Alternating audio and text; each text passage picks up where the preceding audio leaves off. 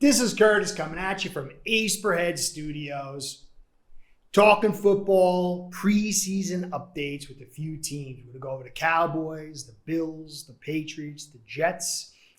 Put the little time links in there, so for you who don't want to listen to the whole thing, you can click on and get your little notes.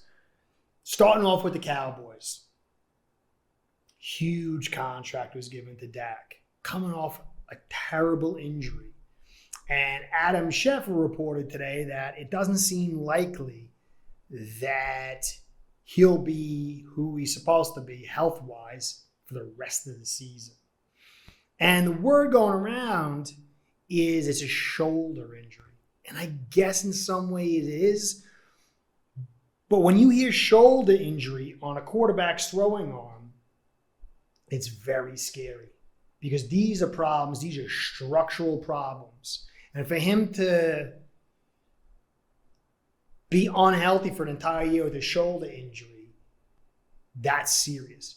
But the good news for the Cowboys beyond the season is the real injury isn't the shoulder, it's the latissimus from the reports that I'm getting. That's the big muscle underneath. And it's a strain which can linger. Because every time you throw that football, it's that latissimus is being activated. Throwing the football is a very violent action. But the good news, it's not a rotary cuff. It's not the shoulder joint, the ball and joint socket, none of that stuff. So this is huge good news if it's truly the latissimus. So Cowboy fans should not be worried about long-term ramifications. And it really, for me, I was like, oh man, this is going to be a bust signing when I thought it was the shoulder. But the latissimus, that will heal in the offseason and likely never come back again. So this is very good news for the Giants. It does open the door for the Eagles, Washington, and the Giants. And it doesn't look like the Cowboys are going to be able to really sink their teeth into the season. But the truth is, with the contract you gave him and how young Dak is, it's about the future. So this is good news for Cowboy fans. Let me know in the comments, because from all the evidence that I'm hearing, it is the latissimus. So let me know what you've been hearing if you can. Thanks. All right, we're going to go on to the AFC East now, my home. Jets took a heavy loss with Carl Lawson, who was ranked 14th by PFF as far as pass rush and overall play. Only 5.5 sacks, but still generating pressure. It was a key piece for the Jets season. The good news for the Jets is it wasn't on the offensive line, because the reality is Jets aren't going to win the Super Bowl this year. And it's all about getting Zach Wilson protected and evaluating him. So while it's bad news for the Jets, and they really don't have, they have Vinny Curry, 39th ranked, John Franklin Myers, 35th ranked. It does hurt the edges. It does hurt their pass rush. But it's bad news. But that offensive line is key for the future. So I'm trying to make some good out of bad. Thankfully, it isn't any on the offense line. We'll move forward. The Pats.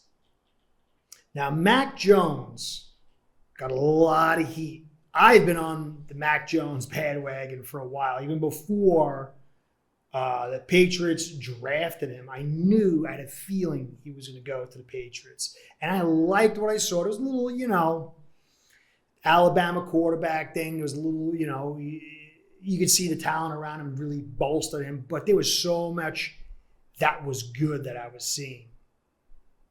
And after 2 preseason games, it's clear this kid is I think I even said it in one of the videos, hand-to-glove fit for the Patriots. And when I watch, I'm going to do a video on Mac Jones' first 2 games, because there's really some good stuff. I don't know if they've got him watching tape on Brady, but when you drop back, sometimes I feel like I'm watching Brady. It looks very similar. I'm not saying he's Brady. I don't believe that or whatever. But there is such great similarities. And I forgot who it was that had said that he didn't have one max protect in his last preseason game.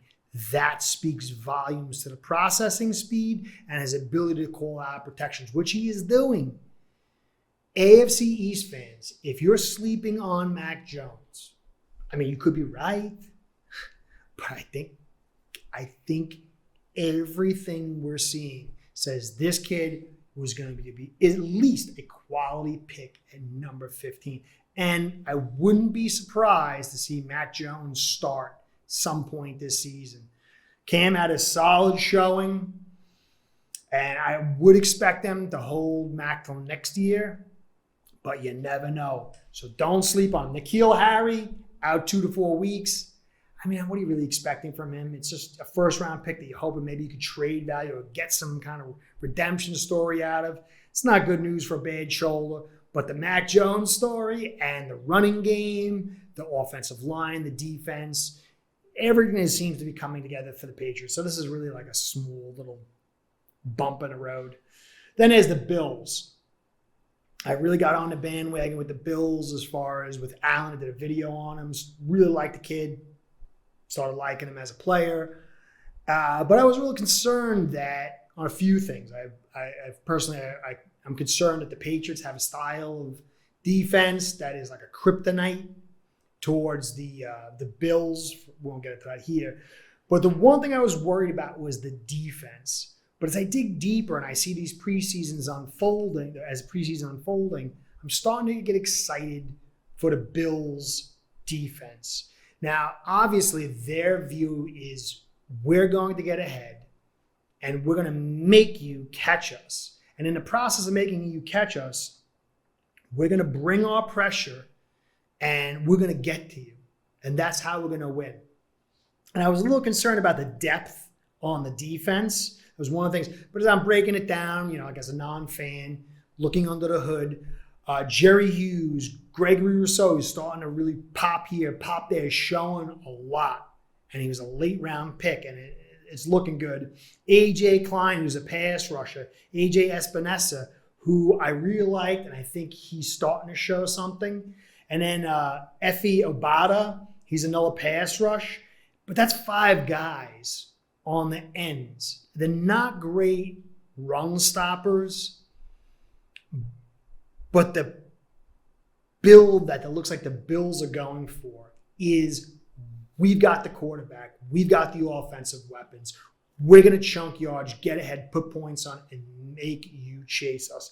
And this stash of pass rushers is deep and talented. And if Gregory Rousseau can keep growing and Espinosa can take that next step, it's going to be a very dangerous edge group. And, Ed Oliver, adding to that, I want to see how he goes too, because he was ranked 115th by PFF, but he still had a 72 pass rush grade. So I don't know how they're going to get him. Maybe they bring him in as a pass rushing specialist and slowly develop him that way. But if they can get more out of him, that's a very, very, you got Harrison Phillips, all-around player, and Justice Zimmer, who was ranked 31st. So when you look at this whole plethora of your front, Edmonds as well, and the backside, I'm starting to see the image of the Bills defense, and it's starting to become a little clear of how they're going to find success, and I'm starting to become a little believer. So this is Curtis from Ace Bread Studios. It's the AFC East, man, I think it's the 3rd toughest division, and there's a lot of exciting stuff. So thank you for staying to the end. I hope you like, comment, and subscribe if you can. Most of all, comments. And as a shout out to Ace Per Head, our sponsor, they want to let you know it's a perfect time to get on the action with their world-class software. And really, they're the best sponsor you could ever have. And they're just an amazing company.